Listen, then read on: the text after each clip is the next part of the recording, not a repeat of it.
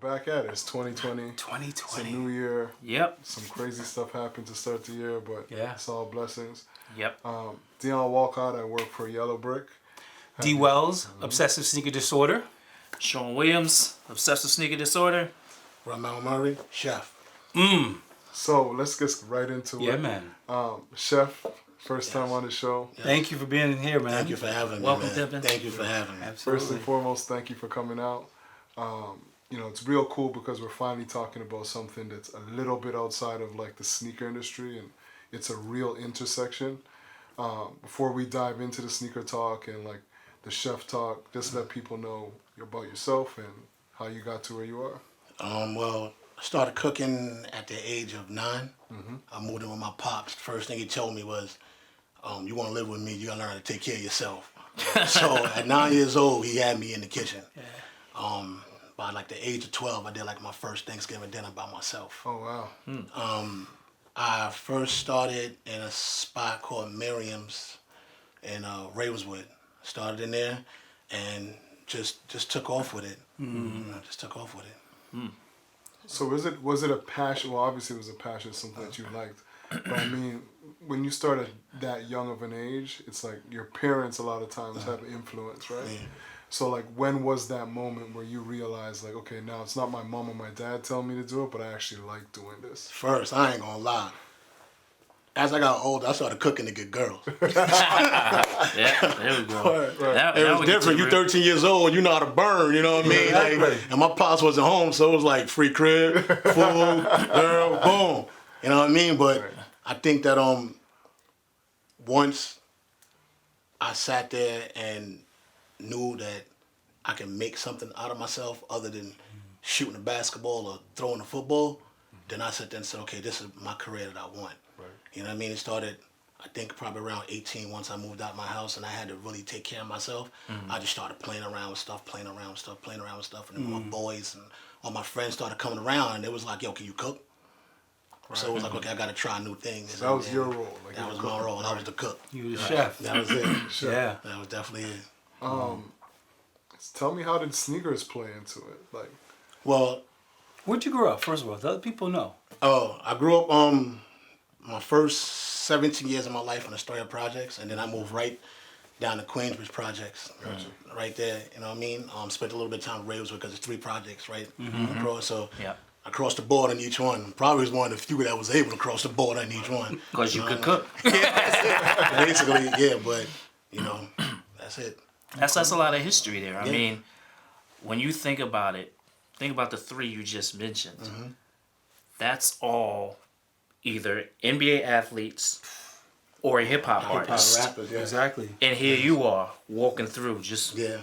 whipping up delicacies. And Yeah, I mean, how interesting was it growing up where everybody around you was being pushed, to do the stereotypical, which I mean, there's tradition, there's history there, There's the Nas's, there's the Juice Crews, there's, everybody from that part of town that went that way. How hard was it to stay in your square and do something different? it wasn't actually really that hard. I mean, my pops, he's a barber, so he used to like cut Nas hair, and so it was like I knew him. I grew up with Ron Artest and his brother Danny. You know what I mean? So being around them, it was kind of easy. Okay. I mean, I wanted to play football, but after a while, I sat there and knew that it might not happen. So I need a career. You know what I mean? That was the next thing on my mind. It was either write, cook. You know what I mean? So I said, I wanted to cook. You know what I mean? So it wasn't really that hard. I mean, a lot of them used to sit there and say the same thing everybody said. Yo, we starving.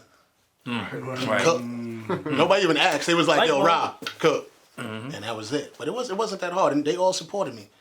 You know what I mean? They all supported me. So that's the good thing. It was like a family thing. Well, that's dope. I mean, that's one of the things that when everybody get money, first thing they want to do is get a whole lot of food, right? Yeah, exactly. So, they know who to call. Like I tell my mother all the time, I said, computers is taking over. There's one thing a computer can't do? It can't taste. So I'm always going to have a gig. Always going to have a gig. That's word. That's it. You know what I mean? That's word. So talk about when you're 18 years old, you're out on your own. My 18 was a little different. I was trying to get enough money to just afford to sit down in a restaurant. You're thinking about being the guy who runs the restaurant, Yeah. I'm sure, at that point, what was that like when you would go out socially, you'd go to restaurants? Were you critiquing service? Were you looking at decor? Were you tasting food with that critical palate and stuff when you were going out? What was that like? First, I had to figure out why there was 2 forks, 2 spoons, and 2 knobs on the table. You know what I mean? Like, you can't just go to a place and sit there and don't really know what, when you start looking at the silverware, don't know what each thing is for. You know what I mean? So I had to learn that, and then I had to explore. You know what I mean? One of the things I did when I started was I used to go to these restaurants, and I was like, listen, can I work for the weekend? I just want to learn. Right. You know what I mean? And so I would go and work. I worked in a spot called like the Greek Captain when it first opened up. So I learned how to do Mediterranean food. I done went did soul food. I done went and worked in a Chinese restaurant in Brooklyn. In the back, you know, just learning how to do. Yeah, man, just learning how to do certain things, man. Because I didn't have the money. Right. You know what I'm saying? I didn't have the money, but I wanted to sit there and I wanted to be that dude. Right, I wanted to be that guy. You know what I'm saying? So sometimes you gotta sacrifice time. So instead of me going out partying and chilling all the time, it was like, you know what? I can go learn this. Yeah. I can go store buy this. So you were using these restaurants as your School. Cooking school. school. That's how you learned it. I call that working in the shadows. Yeah, exactly. When no one's seeing you, you working. I didn't mind being the dude behind Milli Vanilli. That didn't bother me at all, man. That didn't bother me at all. Wow, y'all gonna have to do some research for that reference. Exactly. Time frame we're in now. That one is you a know little it's past true, man. the audience. Not past us, but it's past the audience. Here's a question I got for you. 'Cause in our hospitality program, I recently learned this. How, like, the internet and the cell phone has changed the whole restaurant industry. Oh, yeah. Right? Because you said you've been in it for about 15 years now. Yeah. Speak to that. Like, how has that impacted the game? Well, you know, before it was pick up the phone, order. You know what I mean? And then you would have a certain amount of time to get that food in. Now with like all these apps and everything. Delivery services. Delivery service and everything. Even when I work at now, you know, there's an app for ordering food.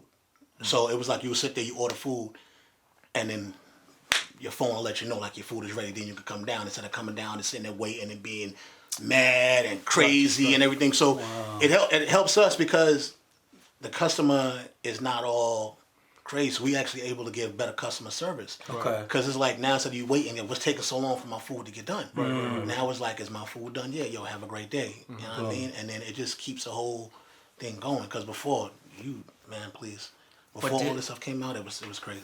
Did social media and technology take away from, like you said, that whole having to learn etiquette behind how silverware is placed on a table?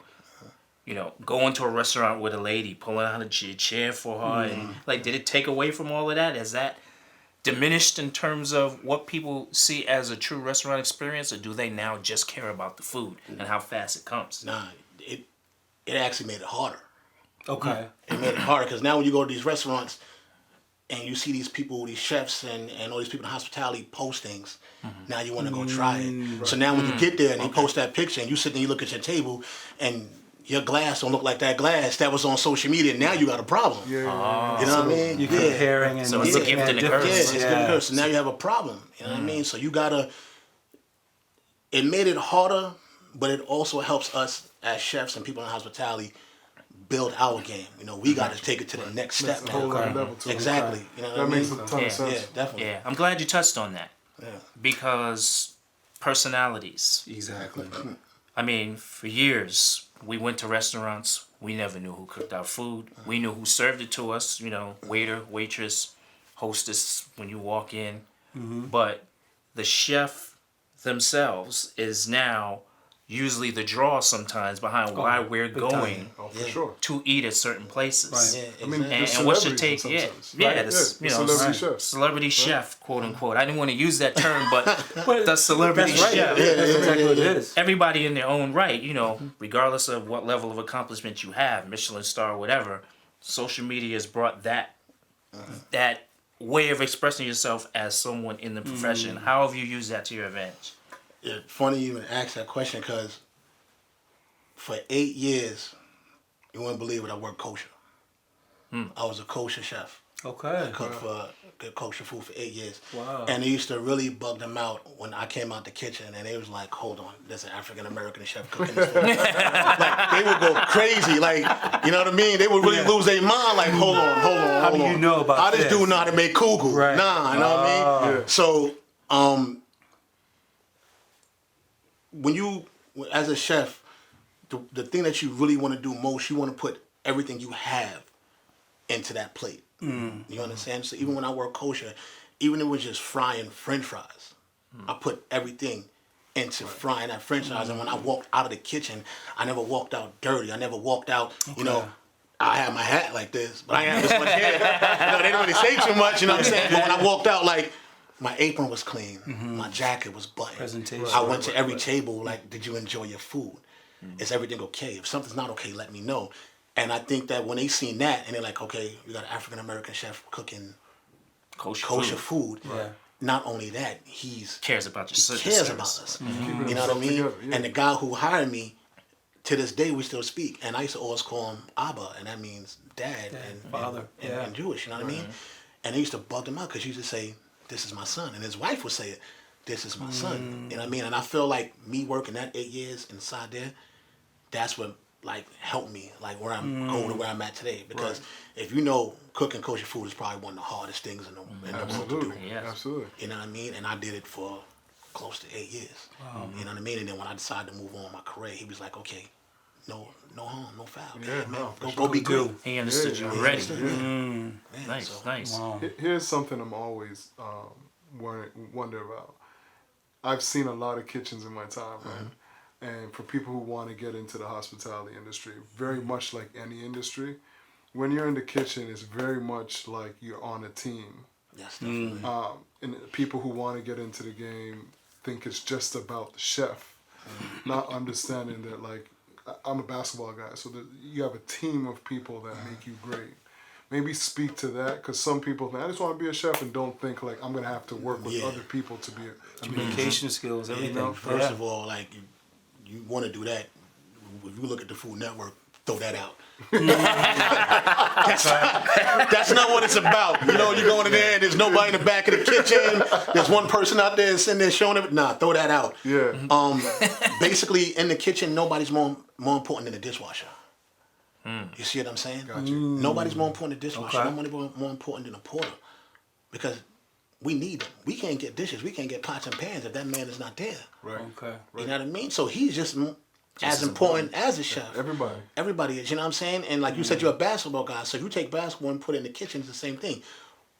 Everybody Mike didn't have Pippen, Shaq and Kobe. Absolutely. Yep. Absolutely. Absolutely. You know what I'm saying? Yeah. You know what I'm saying? Yeah. Bird and Parrish. Like, Exactly. you need that right-hand man. You know what I'm saying? That's why there's a chef and there's a sous chef. And it goes even further down than that. You understand? Because it's when you inside the kitchen, it's a family. Right. And I'm seriously telling you that because there'll be days where you will curse each other out. Like, I can't stand you. And then there'll be days where somebody will walk in and they messed up.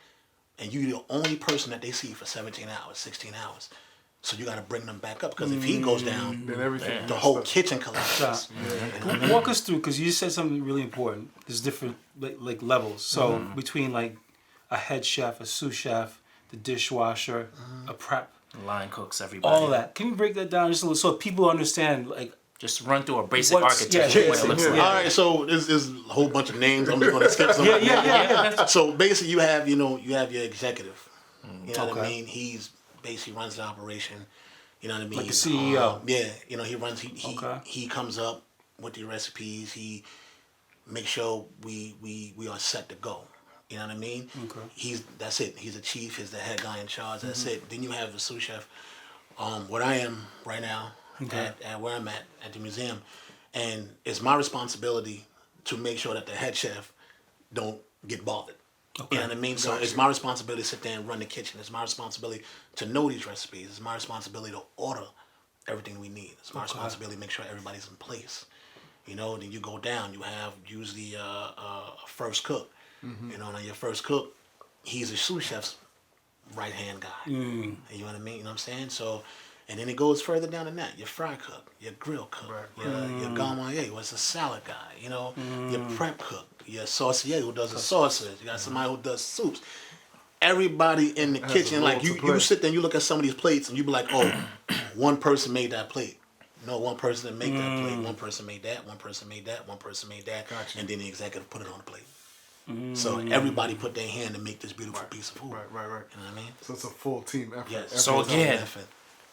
Take that, Food Network. Because Food Network just glorifying what it really Yeah, is. it really is. I mean, like, that's what it's there for. You know what I mean? Yeah, it's It's basically there just to sit there and show us how to take something that's hard and make it easy. Right. You know what I mean? But if you really, really want to get in this game, you have to understand one thing.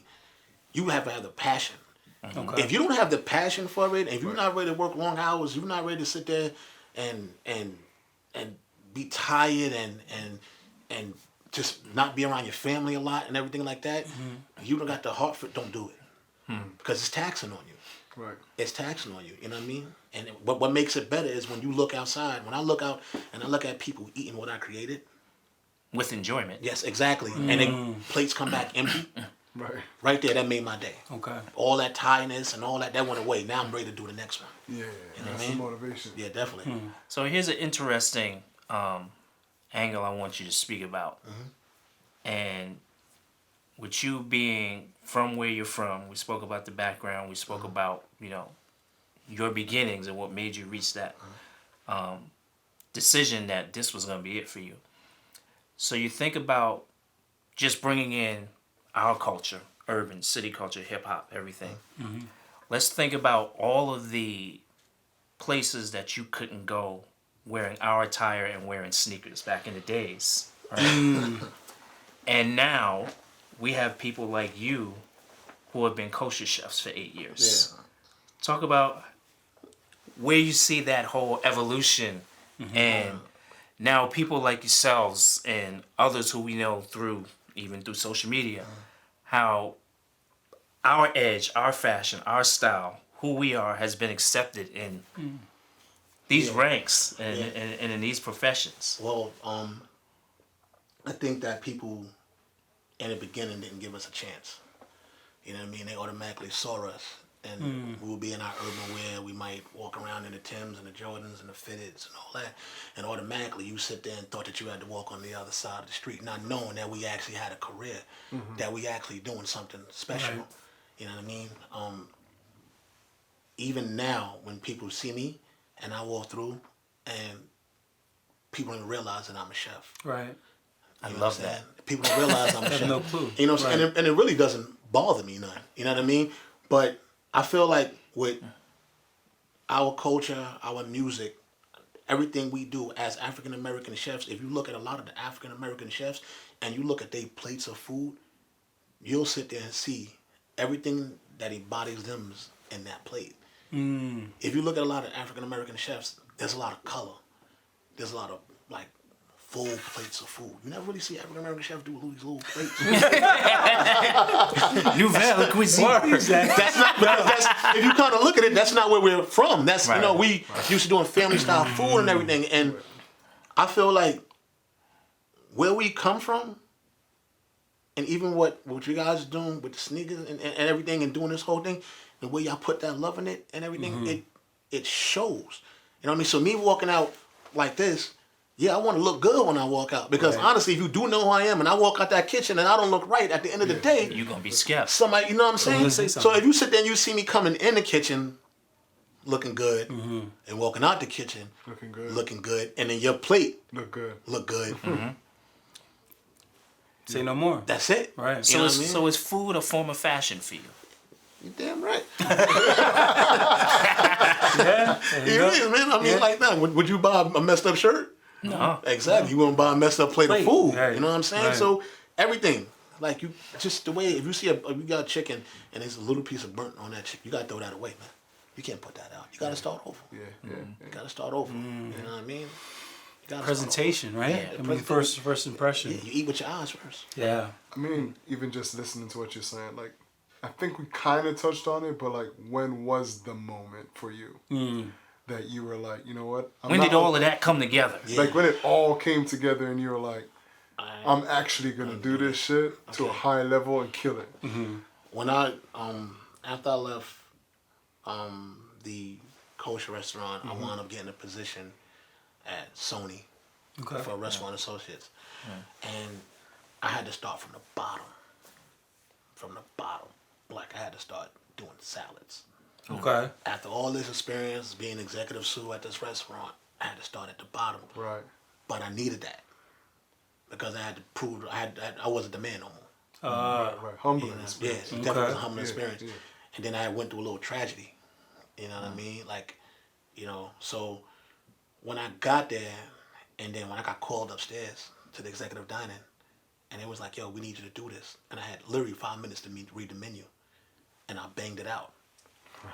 Wow. And then when I walked out of there, the chef called me back and was like, yo, bro, you're not a regular intern.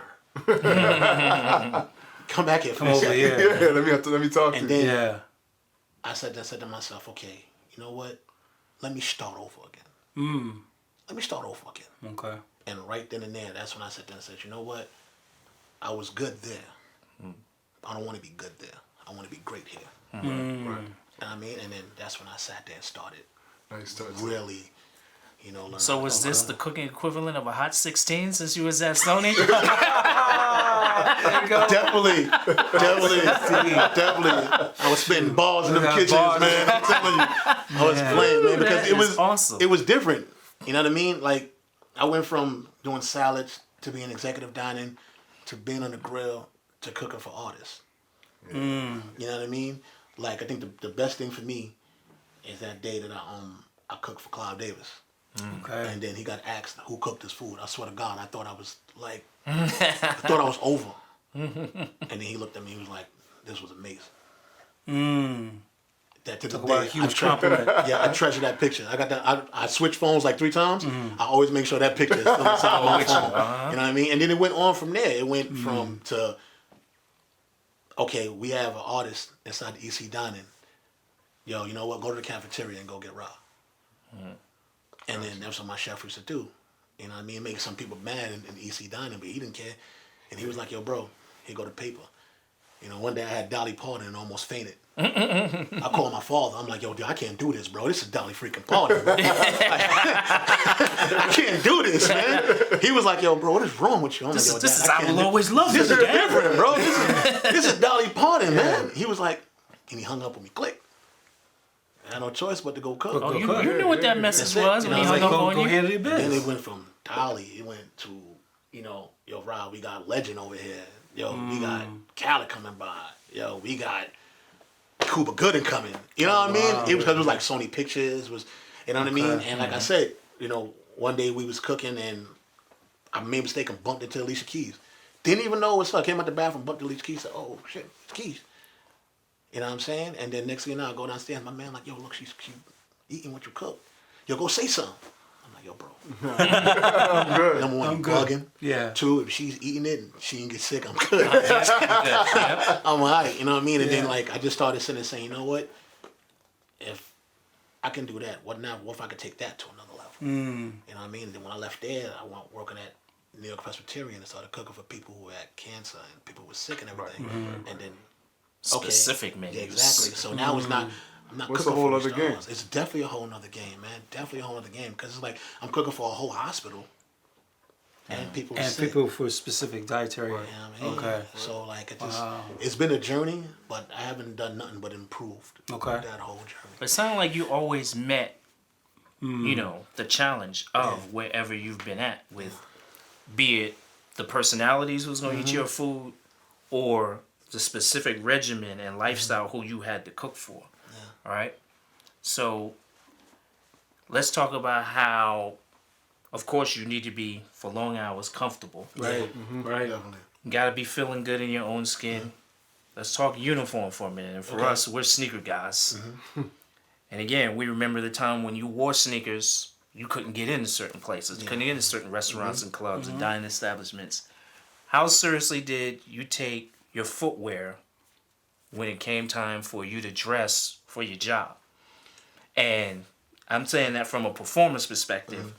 Were you paying attention to which brands you knew was going to work for you in the kitchen, or was it a specific shoe they told you had to wear, And at what point did you start improvising and flipping that on your own? In the beginning, I really didn't care what I put on my feet because I was just so happy to work. But after a while, I developed plantar fasciitis. Plantar fasciitis is no joke. And then it was just like I couldn't work for a month. Like I had it in both feet. You know what I mean? So it was bad. So then that's when I really started sitting there and say, okay, I got to look at You my got to focus in on that. You know what I mean? So it starts from when you leave the house. You need something comfortable on your feet from when you leave the house. Because there's no need to sit there and try to squeeze your feet in the sneakers or try to squeeze your feet in the boots and think you're going to go work all day on them same feet. You know what I'm saying? The two things a chef got, hands and his feet. Most important things, man. You need both. You know what I mean? So I went from going to the cheapest to the most expensive. And I'm clear right now, the most expensive didn't work. Like you'll buy a sneaker, you buy shoes and take you a month to break them in. Right. Like you're hurting for a month. You know what I'm saying? And then like, I don't want them. So now after you spent all this money on them, you don't even want them. And they probably done broke in already. Now you're like, forget it. Forget that. Because of the You know what I'm saying? experience. Exactly. You You went know what I mean? So you just have to sit there and find your style, like what you feel works for you. You know what I mean? Like honestly, I've seen porters spend hundreds of dollars, like $150 on shoes. Okay. You know what I mean? And I've seen chefs, like we got these clogs and they hard, rough clogs and they got designs in them and all that. You know what I mean? They spent $200-something, but they made to fit your feet. After you break them After in, you break yeah, them right, in, right. made to fit your feet. You know what I mean? So it varies. There's been times I sat there and took my shoes off when I was in my office and put my sneakers back on because you need that. You need that. You know what I mean? So you trust me, people care about their style when they're in their kitchen cooking. Right, too. right. Because I've seen people drop stuff on their feet and look down and start wiping it. Like it's a pair of Jordans. You know? Yeah. Start wiping it like, nah. still Yeah, gotta but stay that's fresh. it's definitely important to have different footwear. Like I have 3 pair of shoes at work. Okay. You know what I mean? 3 pair. And sometimes I go switch. I was just gonna say, how important is it for you to rotate those? Because say if you're on your feet 16 hours, your feet sweat, they swell at some point.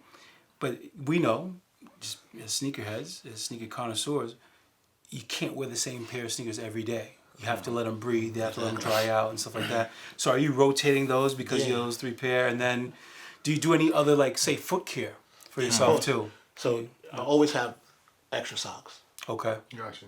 Always have extra socks because you can't switch shoes and still have sweaty socks on because then you're going to be uncomfortable in your next pair. You got to have foot powder. Okay. You know what I mean? And you got to honestly really, when you get home, take care, massage your feet. Let them breathe for a little bit, soak them and things like that. You know what I mean? So when you're at work, you definitely need to have more than just 1 pair. You definitely got to have socks, and you definitely got to have foot powder. And there's times you got to sit Are down. you wearing and any around. particular type of socks? Like, are you anything these days that you like? We just wear just regular standard socks. long You as know what I you're mean? fresh. Okay. Yeah, as long as you fresh. Okay. You know what I mean? And every now and again, sit down, like I said, sit down. So I always say take some one. people swear by like Compression socks. compression and socks Copper or infused and all of that. wool blends and stuff like that. Sweat wicking. Again. I'm not doing all that, bro. Okay. All right. Like, I'm not No. Nah, like regular, just like Yeah. regular sock. I mean, the whole compression sock thing, I don't never seen the point of it. Okay. You know what I mean? It's just like if you just basically just take care of yourself. Okay. You know what I mean? So Gotcha. standard 2-3 pairs socks you'll have a day. So when you started out early though, do you remember the first like what you were wearing like in your early in your career, like maybe back in the Kosher? What was your spot? go-to? What was your go-to back then? Oh man, no lie. I think I wore jeans. I think I had these little bummy pair of Uptowns. Black, of Were course. they all black? Yes, they was the black hot top, and so I wouldn't hurt myself. I like tape them roll up. Yeah. And I used to wear like this t-shirts, bro. Back then I was skinny. I was skinny. Keep telling you, bro. yeah. Nobody trusts a skinny chef. Nobody tried to scare me. But what I used to do, no lie, there was this little guy. He was down the block from where I worked at, and he used to sell like fake Uptowns. They were like $30. So whenever like I was like, forget it, I'll go buy me a new pair of fake Uptowns. And that's what I used to wear in the kitchen. You know what I mean? Until I started to notice I had to wear those type of shoes. You know what I mean? So Yeah. it's basically fake Uptowns. Do you Okay. think the industry has caught up to the hospitality industry in that regard in terms of what they're offering now in terms of product? Like, for example, black sneakers, all black sneakers now cost more than any other color on the shelf. I think that it could be chefs could sit there and put a little more fashion on themselves. I would love to sit there and see a sneaker brand Own make that piece. chef shoes. Right. Okay. You know what I'm saying? A clothing line make chef jackets. You know what I mean? I think that'd be so dope. You know what I mean? To sit there and walk inside there and you got a pair of Nike. Like they do in Japan. Nike, chef shoes, Reebok chef shoes. You know what So the I'm only saying? company that's actually attempted recently to make sneakers for the hospitality industry has been Skechers. Yeah. They're the only brand. Last year in 2019, they actually came out with a vulcanized, cup sole sneaker geared towards people who work as hostess, waiters, bartenders who are on their feet. Cup sole because their foot stays lower, ankle support, stuff like that. But it's not made for a chef. No. They're like It's for service. it's for service. service. Exactly. For service. So talk about like some of the things that you run into while you're cooking. Like, what would you need? Like, if you were to design a shoe. What are the hazards that the shoe would need to keep Exactly. you Okay. What are the from falling? problems, and then what are the So solutions? definitely it has to be slip resistant. Okay. Has to be slip resistant. Even though they're putting in these new type of floors now, it definitely has to be slip resistant. It has to be able to sit there and take grease, hot grease, be able to keep your food comfortable. I would love to see a high top version. High top. Yeah, Okay. to protect your ankles. That's true. You know what I'm Yeah. saying? What else? Definitely comfortable. Definitely comfortable. Stylish. Man, listen. I'm telling You see, he turns out, Yeah, man, yeah. listen. I'm so tired of walking around these regulars plain old black joints sometimes. You know what I mean? Right. I tried to get a pair of white ones like nurse shoes. And I was like, nah, I throw these out, bro. I can't They're do too that. big and ugly. Yeah, Right, you know what I right. mean? Just overall, something that's stable for your foot. Okay. You know what I mean? Because that's like, you don't understand how much pain you can actually be in. Right. I'm telling you, there's days where you just don't want to walk. There's days I took cabs home. Like, I can't get on this train, man. I got to get this cab. You know what I mean? 'Cause your feet are 'Cause hurting your that feet are much. hurting you so bad. So, like, if anybody design a shoe, man, design something like that. Some Word. sneaker designer. Come on. Sneaker companies, Somebody, please. hospitality industry, chef. Make some of these. Make those right there. That's it. I love them, yeah, but definitely. That would be like the perfect shoe. Comfortable, heat resistant, sleep resistant, stuff like that. Yeah. Okay. You touched on something before we went the sneaker way, even before we got on camera, when you said you worked 40 days straight in the U.S. Open, right? Because that's real dedication. You must be passionate. Your feet probably killing. How does that experience work? Like, because 40 days straight in a kitchen, dealing with all types of different people. And a high profile event. High profile event. Worldwide profile. Because I mean, a lot of people want to work towards that. Right. It's like that's a goal That's a I goal. would love to do. So like, speak to that. Like, how does that feel? Like, how do you prepare for that mentally for 40 days straight? Honestly, no matter how many times you do the U.S. Open, you can never prepare for it mentally. It's a different monster, man. Okay. And where I was at the broadcast pavilions. I was all the way in the back of the Open. You know what I mean? So I was where all the players came in, SWAT team, everything was over there. And we had to walk literally like 2 blocks and push these big carts. Wow. You know what I mean? To bring food back and forth. You know Yeah. what I mean? And trust me, there was people that was literally hurting on their feet. Like you couldn't move, you know what I mean? And but that's where you make your name at. You know what I'm saying? That's where you make your name at. And in my company, you work the US Open and you do it without complaining and you do it well, okay, we're gonna use you for other things. Once you start complaining, I can't do this, okay, you can pack your stuff and you can go home. Go get Grab your somebody knives else, and somebody go. wanna come over here. Yeah, you know what I mean? So I used to sit there and switch from chef shoes to Arachis, to press them, anything that'll sit there and that'll help me. Even though sometimes it might not have been safe, but at the end of the day, I'm the one standing up all this time. You know what I mean? And I needed something comfortable on my feet. But the U.S. Open is a different experience, man. That's like playing 1 against 5. Wow.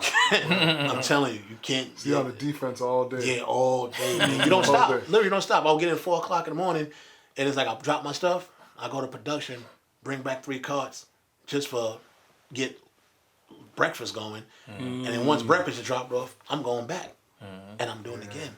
And you talk about these things weigh probably anywhere between 50 to 100 pounds, and we're pushing them. I mean, I definitely lost 15 pounds on that. That was in the straight heat. It was hot this year. I'm always interested to know like big events like that behind the scenes, how it's such an operation. Yeah. Right? Well, people don't see it; they just see you come out and it's cool, whatever. Yeah, everyone's happy. Speak to how much of an operation it is. 'Cause, like the chef is one part of the operation, but think of how much of a unity you got to work to make that shit work. First of all, you got your, how can I say, your super executives, man. Right. Like they start. There's one guy and he starts mapping everything out, and then you have production, and production just produces everything. I'm talking about 500 pieces of chicken. They'll start them. They'll sear them all for you. They'll make 2,000 fruit cups so you can have them. Wow. You know what I mean? They'll make hundreds of pans of eggs just so you can get started. You know what I mean? So like production has they'll have one main chef and they'll have like, no lie, about 10 sous chefs. And they're the best sous chefs in the company. Right. You know what I mean? So because they're cooking the food, and that's just one part. Because then you got players, well, you know, your Serenas and all them eat at, and then now you got another regional chef in there, and now you got them regional chef. Oh wow! So that's a whole other situation. It's a whole other situation, and then you have umpires. Well, the umpires eat, and then you have your executive there with that group.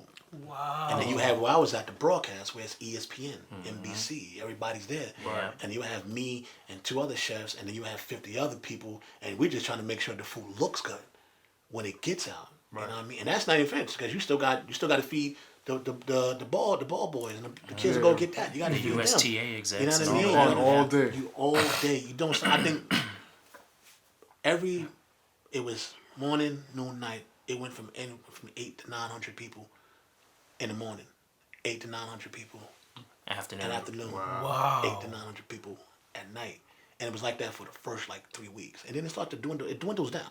Okay. You know Yeah, what I'm but saying? you still But being you tested. still, you know what I mean? When you get to the Yeah. end, now you just sitting down, you like, damn, I just wish these people just go home. Like, you know what I'm saying? Yeah. But like, it tests your will as a chef. Yeah. It tests your will as a chef. It's the Olympics of Yeah, chefs. definitely. You Definitely. touched on something good there with that experience.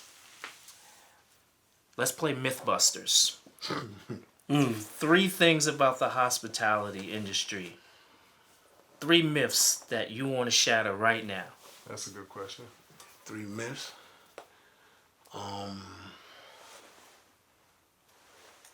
That is not glorious.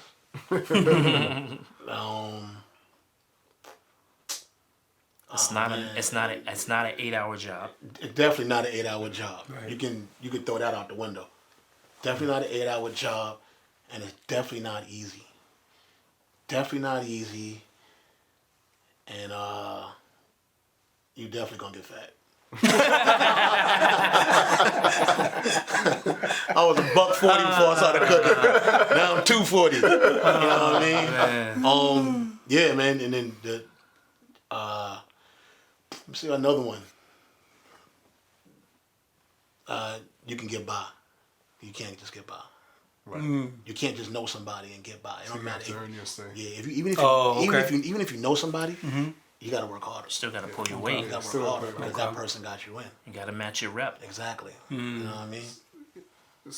And we're sneaker guys, story guys. So Yeah. like, I always need to hear a good story. Maybe share a story where, because earlier you said if one person messes up, then the whole bridge collapses. Has that happened to you where you're like, yo, homie ain't cutting his weight, move out the way, now I got to do 3 people's job, not only my job. Actually, at the Open, we were starting. I think it was about like the 3rd week or something like that, and we getting ready for lunch. And there was this kid. I'm not gonna say his name. Don't make him I'm not gonna say famous his name. I'm not gonna say his name. or infamous. And he walks in, and he looks crazy. Like, I don't even think he showered or nothing, bro. And I'm like, yo, my man, are you good? And he was like, yo, man, I slept on the train. And I was like, you did what? He's like, I slept on the train. I said, nah, you lying, bro. You ain't sleep on no train. I can't have you in here. You just slept on the train. He said, yo, I'll be back. So he he goes to the players, where the players at, and he goes to a public restroom. And I guess he showers up. Yeah. He comes back looking better. So I'm looking at him, and now he's working, and he got his pants rolled up like LL. I'm used to y'all laughing. It's not funny. I'm sorry. He got his pants rolled up like LL. I can envision it. He got his shirt, because he was like a regular porter. He got his shirt, halfway unbuttoned. You know what I mean? And he's sitting and he's bringing food. And I'm like, yo, bro, what are you doing? What, man, I'm hot, Ron. I'm hot. I turn around. He's in a wife beater now. Serving sandwiches, bro. I'm like, yo, my man. Time out. My man.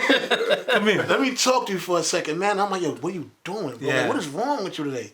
I kid you not, the dude flexed up. Oh, Like, wow. flexed. So he got like- hot at you for a second. Yeah, like, I'm about to. what you Yeah. talking about, man?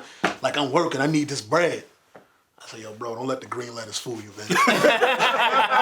don't let the green lettuce fool you. You know what I mean? And then I think it was another girl, and she like, don't talk to him like that. I'm like, listen, that's what we're gonna do. How about you and you? Let me get your badges. And they're like, my badges? Yeah, I need your badges, man. You'll get them back. All right. They gave me their badges. I kid you not. I went right to the police. I ain't care if they thought it was shady or not. This is my job, man. I went right to the police. I'm like, yo, look, them two not supposed to be here. Them two not supposed to be here right here. And they walked out. Literally, homeboy sat there until the end of the day, Waiting for you? until I left. And I'm like, all right, I'm going to have to fight this kid. No lie. He sat there and was like, yo, I see what you mean. Yeah. I gave him back his badge. Mm. And I did not have an issue with that dude. No. But I said that I've never in my life had a dude serve sandwiches in a wife beater around 800 people and actually flex. At the U.S. Open. Flex. Like, Yeah. I said, damn, bro. And I'm telling you, the whole LL league was, that was That would have got me right. that was it, man. I was like, yo, bro, what's going on with you Yeah. today, man? Are you all right? I asked him, did he... Yeah, did you know, was he right? high on something? Yeah. Was it regular or K2? Yeah. Right. You know what I'm saying? But nah, Little man. on one. Yeah, man. You trust me, the stuff that you hear in kitchens, see in kitchens, behind the scenes, I swear, y'all said them like, nah, there's no possible way that you speak, talk, or anything like that. You know what I find so interesting, and you guys can chime in on this, is like there's such a correlation between just getting it done. Because I know I've kicked out kids from classes. Oh. So and it's exactly the same situation, just in another plot. Absolutely. You know? Talk about that part of the hospitality Yeah. industry. Not only managing like client facing, but behind the scenes, your operation managing personalities. You got to be a master of that, I'm sure, right? You always gonna have different personalities inside that kitchen. There's always gonna be the one who think he could do everything. Then there's always gonna be the one who think he's not doing good enough. Then there's always gonna be the one that sit there and try to get over. Then there's gonna be the one that's working too hard. Then there's gonna be the one that don't shut up. You know what I mean? Yeah. Then it's the one that you ask a question, personality. and look at you like you're stupid. You know what I mean? So you have to sit there and find a way to get everybody on the same page. Right. You know, me, I'm not the one who yells Okay. in the kitchen. That's not your style. Not my style Okay. at all. You know, I'm nobody's dad at the end of the day. And I want to respect you. I the same respect back. We don't got to be friends, but you got to respect me at the end of the day. And I think what works, honestly, music. Okay. Music. I was gonna ask that because I've been behind the scenes in a couple kitchens where it's either been a lot of good music and people are vibing, and it's bringing people together, It brings a cohesiveness. or I've been in kitchens where there's not a sound other than the banging of pots pots, and everything. pans, dishes, And you I know, tell you, bro, that and gets on people your aren't even nerves. talking. No, bro, it gets on And your I've been nerves. like, and different scenario. Kitchen in the Caribbean, loud Yes. Yeah. music, to a kitchen in the continental United States, Quiet. Some, and I was like, in a certain type of is restaurant. everything okay? Like, so is that something like you? Do you have music like? Yeah.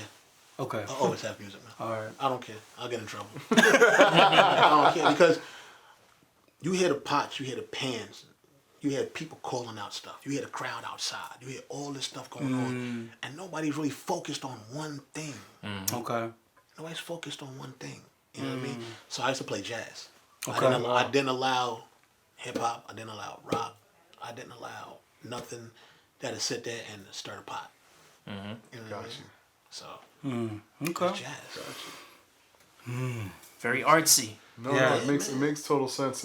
It's the core of what you're saying continuously is really it's about having unified front while you're in that kitchen. Exactly. Yeah. How you run it is how you run it, but everyone got to be on the same page, one way or the other. You have to because at the end of the day, man, we got to get this done. Right. We got to get it done. And if you don't gel with the people that you're working with, it's never gonna get done. Yeah. You know what I mean? And our whole, as soon as I go into a kitchen, I don't look at you as an employee. Right. I don't look at you as a grill cook, or I look at you as my brother or my sister.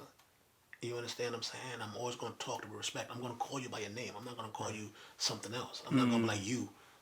You know, I'm gonna sit there and I'm gonna call you by your name, and I'm gonna show you that respect. You know what I mean? Because if you got somebody higher than you that you can actually sit down with at lunch and talk to, Right.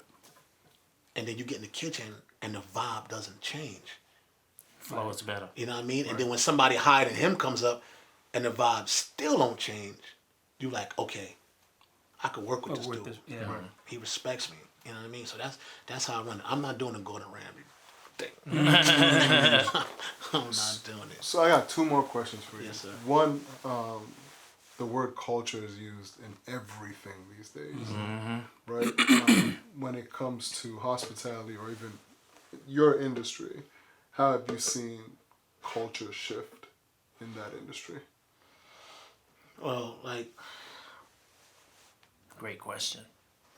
you ever sit there and you might go to a kitchen and you might, like you said, you worked in kitchens, and you go in the kitchen, you see just one race of people. You know what I'm saying? And then when you see that one race of people, you automatically get the stereotype, like the food won't come out like that. You know what I mean? And sometimes it does. But when you work in the kitchen where there's a bunch of different cultures, Diversity. you get a taste Of everything. of everything. Yeah. You know what I mean? And then you can sit there and change your menu based on the people you have in that kitchen. Right. And it doesn't do nothing but make it better for you. For us. And then actually you're learning. Right. You're learning. Right. You know what I'm saying? You learn about the next person. You know what I mean? If I got somebody who's Spanish and then somebody who's Indian and somebody who's Korean, and I sit there and say one day, you know what, man? Listen, I need you to make something from your country for me. I want to give these people a taste of your country. And I don't mean from you. Right. Something you treasure. You know what I mean? And then when it goes out, now people's like, okay. Yeah. You know what I mean? Especially you can see that. Yeah, exactly. You know what I mean? So you have no idea how to have a bunch of different cultures, how it makes me a better chef and how it makes a better kitchen. Gotcha. Because you know what it does? It cuts out on that R word. It cuts out on that racism word. It cuts that right out. You know what I'm saying? Because it's not like, okay, there's 6 blacks and 1 white, and they all ganging up against me. No, we're not doing that. Diversity. Yeah, exactly. You know what I mean? And that actually helps out us as a people. And then when you go outside, you start to look at different cultures differently. You know what I'm It saying? breaks down barriers. Yeah. That's actually a good point. Definitely. Right? And this is a question for everybody because we always finish like this. Yeah. And Sean usually always has the sharpest line. Oh. Now I'm under pressure. I think Rod got it today. You know, all of our classes revolve around passions, right? Advice that you would want to give to anybody that wants to get into the industry. When you get into the industry, don't go into it thinking that you're better than somebody else. Always know that there's somebody better than you. And you want to be better than that. You want to become better than that person. You know what I mean? If you cutting lettuce, if you sweeping the floor, you take that same passion that you do cooking and you put it into that. You have to, when you get into this industry, you have to stay humble. You have to. There's not a time that you could sit there and be like, you know what? I'm not. Trust me, I've been there. I did it. I flipped out one day. I'm the best cook. Lost my mind, and really had to be brought back down to earth by my mentor. Like, yo, I heard what you just did. You pull a Denzel? What? I did. Denzel the training day? I John Q'd it. John Q'd it. I John Q'd it. I straight John Q'd it. I went crazy, and I went out crazy at the wrong people. Okay. You know what I mean? Yeah. And I had to be brought down to earth like, yo, bro, you gotta remember. You should not work with us. Yeah. Yeah. And you're not the man. You wanna know why you're not the man? I can replace you right now. And I might get somebody worse than you, but I also could get somebody better than you. Yeah, yeah. You know what I mean? So always, if you want to get into this game, stay humble. You never stop learning in this game, so don't ever think you know too much. You know what I mean? And don't give up. Don't give up. Don't give up. It might seem like it's hard. You might be hurting. You might be mentally messed up, but just don't give up. Trust me. Once you get that taste of success, it's never gonna leave your mouth. Dope. Word. Words of advice Yeah. from the OSD brothers. Man. I mean, it really, I'm piggybacking off of what Roger said is, follow your passion, but also just learn. I mean, that's what we always talk about is like, there's always something you can learn from people, good or bad. You can always learn. Some of the best recipes, and I'll say this, some of the best recipes I learned to cook, I learned from watching and observing and asking questions and not being afraid to ask questions and say, okay, why'd you do that? What does that spice add? And that's a metaphor for life is, life is to be sampled and taste. You try different things and you know what you like, what you don't like. And then, you take what you learn and then you share it with others. So that's always my thing is like, you never keep anything to yourself. It's like this, my hands are like that for a reason.